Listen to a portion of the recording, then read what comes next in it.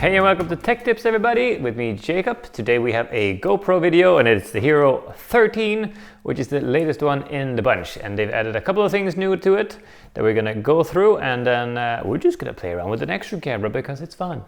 So what they've added is a bigger, better battery, which is 1900 milliamp hours. We're gonna put it to a test against other brands in a future video, so you can stay tuned for that and keep an eye out for that one. They've added more mods, so you can add your macro lens that we've got. They have an anamorphic one that's also coming in the mail later, so it's going to be a video about that one too. And now when you connect a lens, it'll auto detect which lens it is. It has HDR video as well, which is a nice feature. Really pops out the colors right there, right straight in the video, so you don't have to post edit as much as you might have needed before. So I think we should just hop straight into it actually. So I want to look at the HDR versus the regular versus the Insta360 Aero Pro, just for a reference. So what I see here is I really like the greens and the colors in the GoPros, both in the HDRs and the standard. The Aero Pro really shines in the blues, so it's kind of what you got. It's really nice colors though, so for a fall day like this, the GoPro really does not disappoint. It might not be a new feature, but the time-lapse is always fun to play with. So I just took a little shot here of the clouds dancing by, and it just looks great. The colors are fantastic and the quality is nothing I can complain about. It's really, really nice. So you can have a lot of fun with time-lapsing, but there's also a different function to do it at night. So it's called a star lapse. And this is what it looks like. So you just set it and then you leave it, and the rotation of the Earth does the rest. So the stars come spinning in like this, and the long streaks you see is planes actually flying by. So that was unexpected, but you know, that's what it is. And since it was dark, here is a low light test, just with a little bit of a street light lighting my face, and the rest is just dark. So you can see the noise level and all of that in the background. And to go into the next thing that you could do is adding the other lenses. So what you do is you twist it towards the screen and it comes off, so pop. This is not a new feature because you were able to get some different lenses before and get extra ones if you crack them. But now we have a macro lens, which is actually my favorite. So I'm gonna pop it on here. And it looks like so. So you have a giant lens now with a focus ring on it. And you can activate the focus assist in the screen as well, so you can see a little bit better. Otherwise, if you control it through the app, you get a little bit bigger screen to see what's in focus. But check out these shots you can get. These are like a couple of centimeters from the object itself. And you can get really nice macro shots from them. So macro means just close up big. I really had struggled earlier with other lenses, like the standard, the wide, super wide. They all have infinite focus. So when you're trying to shoot something like a time lapse, it's really tricky to get any focus at all because it's infinity.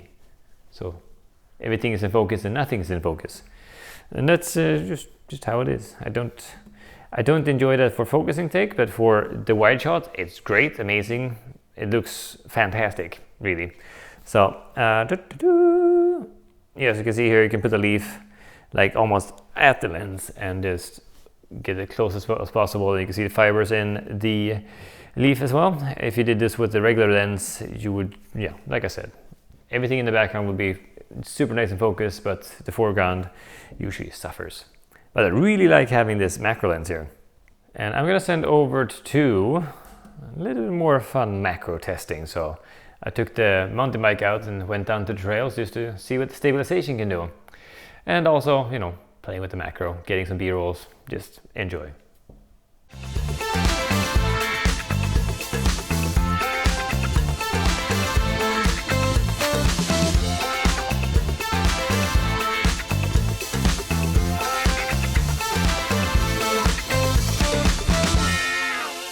So awesome. Let's go back and actually look at the actual shots here.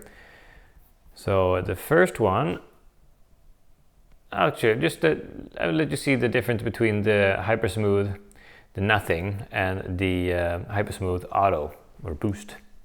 But if you put on the hyper smooth, it looks like you're driving a drone.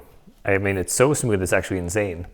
You can see the hands coming in on and off inside to see actually how much it actually is shaking. So it's actually crazy. You don't even need a drone. You just need a bike and just go for it. This is crazy. I mean, this is what action cameras is all about. Doing the action and actually capturing the action. Not the Bourne Ultimatums, shaking, running, craziness. All right, super cool. I really like, I mean, I was blown away seeing the stabilization in post. Because I looked at it as I was biking. It's like, this can't do anything real. But then smacked on the hyper smooth and hyper smooth boost. My goodness, so smooth. It's crazy. Hyper smooth. All right, let's take a peek at the Slowmo, which is just fun to play with. It's always a challenge though to figure out something that you can do in Slowmo that looks cool. So I just went out and chopped some wood. I put the camera next to it, and I accidentally smacked it with the piece of lumber, so it went flying. Still looks cool in slow-mo. I mean, even a fallen camera looks cool in slow-mo. Then I held it to the handle there to see the first-person view of the axe, just cleaving away. Super cool. And then a little bit of sawing, so you can see the sawdust flying back and forth.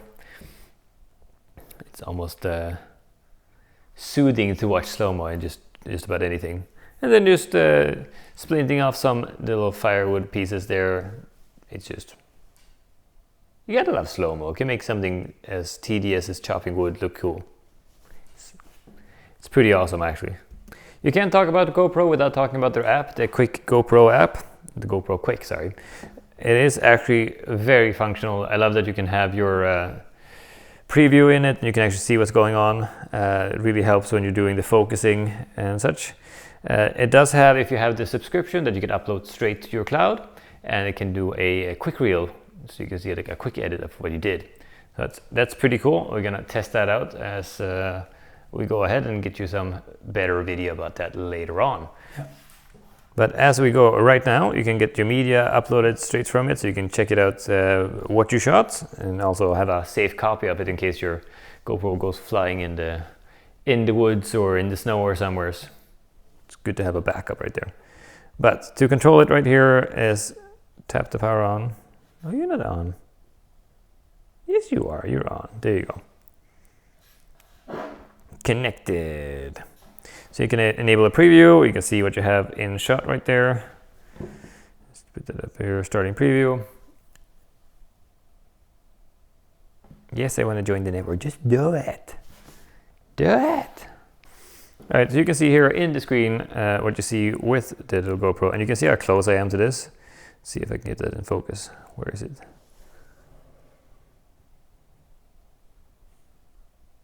About there. So that's like a thumb, a couple of centimeters away, and then you can twist it and do it further away as well. So I mean, that's an awesome thing to have for your preview. Also good for being able to, when you have to set up a shot and you can't really see where it is and you have it on your helmet, for example, it's good to just toss up your app so you can just preview what you're actually going to see, so you don't end up showing your nose the entire ski trip down the hill and have to start over again. That would be less than pleasing.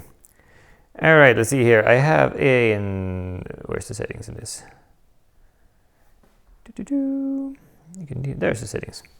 So in here you can set up if it's going to beep, if it's going to do have a voice control. So you can say start GoPro, get going. You can see what the front display is going to set. You can set it all up in here. You can say what the LEDs are going to do, if you're going to have them dark or not. Right in there, no LEDs, so it doesn't show up when it's red and blasting. You can format all of your files from the SD card. Always good to be able to do that quickly. You can put your auto power off and on and off right here. It's also nice to have. You have a GPS on and off. Set your language, set your brightness. See your battery level, and you can also go into the actual video settings of the camera itself. So you go into video, you can set your profile, your framing, 16:9, your resolution, your frame rate goes up to 240 in normal mode. You can set your hyper smooth on and off. You can capture, set the timer for capture if you don't want to sit around. You want it to start in like 30 minutes. You can set that to start whenever you want. You can put on anti-flicker so you don't have those blinking lights and have to fix them in post. Peaking color, focus peaking as well. Let's check that one out. So hit that on red. All right, and I'm gonna put on, go back, set on enable preview. All right, can I see? Hey, I can see it. That's very nice. Focus peaking. See how it glows red when it gets in focus? How close are you? There it shines red. That's super cool. That's super handy to have focus peaking, because it's really hard to see in this little screen. I had shot quite a few things and then noticed afterwards that I was ever so slightly off in focus. So it really helps having the peaking so you can actually hold this distance, and that'll be awesome. All right, guys, now that was the app. Always fun.